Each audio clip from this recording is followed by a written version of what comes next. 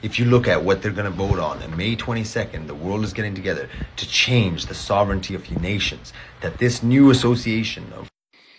And most likely celestial information too, because of course Daniel was told when the Messiah was coming. He was given the year counts and all that, so he could look in the archives, the celestial archives, and he probably had a very, very good idea of this is what the celestial signs will be showing around that time when the Messiah is expected.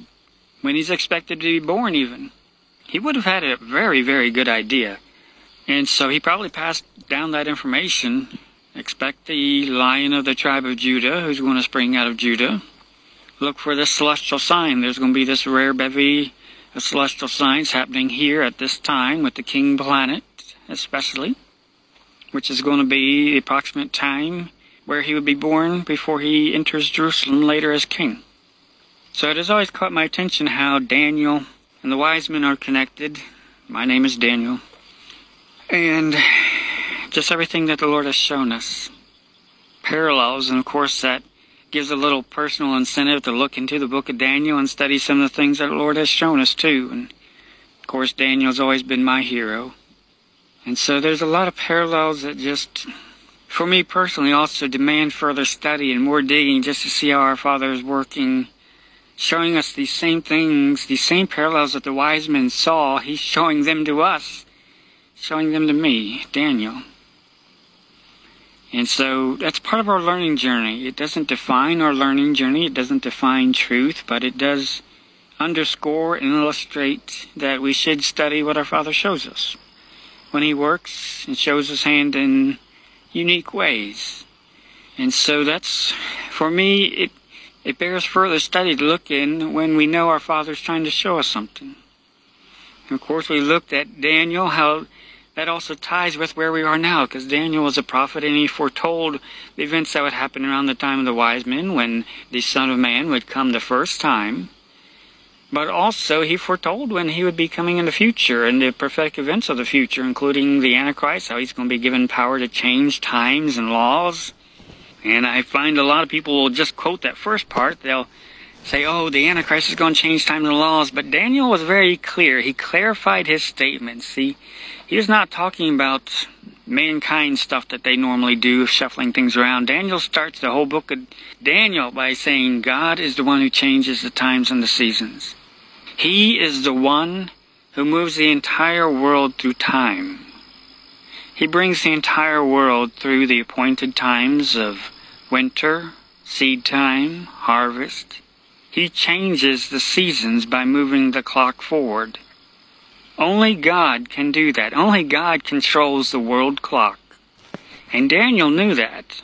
And of course, the book of Daniel records that Daniel was the chief astronomer in Babylon, and so that shouldn't surprise us that of all people, he can be the best authority to say, yeah, God, He controls all this handiwork. The heavens that declare the glory of God, He moves the whole world through time. The whole seasons that this world is immersed in, all of time, He controls it. And Daniel also then later brought that subject up again, that the Antichrist will be thinking to change times and laws. And not just think it, but actually change it. And he's going to have to wait, though, until God gives it into his hand. God is going to sign off on making those changes to time. The ability for the Antichrist to move the world through time. Something that has never happened before because God has never put it in anybody's hand to do. Daniel clarifies the Antichrist wants to change something that only God can do. He's not talking about something on a human level. He's talking about something that he actually needs permission from God to do. Because it has never been given to anybody in all of history. Changing the world clock. And Daniel says that God is going to give him that power for a certain amount of time, a limited amount of time. And again, I highly suggest you check out our video, Days of Noah, Lot, and Daniel, where we cover these subjects, go a lot more in-depth into them. You can find a link in the description box. But again, what was the subject that we just talked about in our last video? The Lord just had me think about this more and more as I was out here in the field last night and today, just thinking, we're looking at the clock. Every time we come out here in the field, we're looking at the clock. How God moves the world through time. Of course, I'm very aware of the seasons now. It's beautiful outside now. It's not freezing outside like some of our field trips. God is the one who moves the whole world through time, brings it to the different appointed seasons. And that's what the Antichrist wants to change. That's what he wants to change. All of time was created at creation. Do you realize that? Time is a physical thing. It has properties. It has laws of nature. It has ordinances of nature, as the Bible puts it. Those ordinances, those laws that govern the world clock, that is what Satan wants to change. He wants to change the time.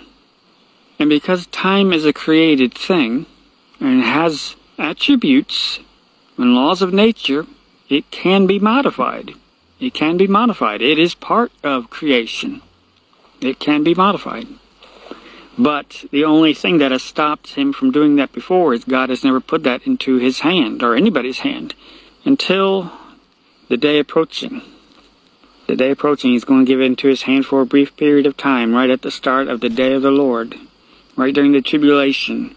And both Daniel in chapter 12 and Jesus Christ, they both warned that there's going to be some things happening during the tribulation that have not happened since the foundation of the world.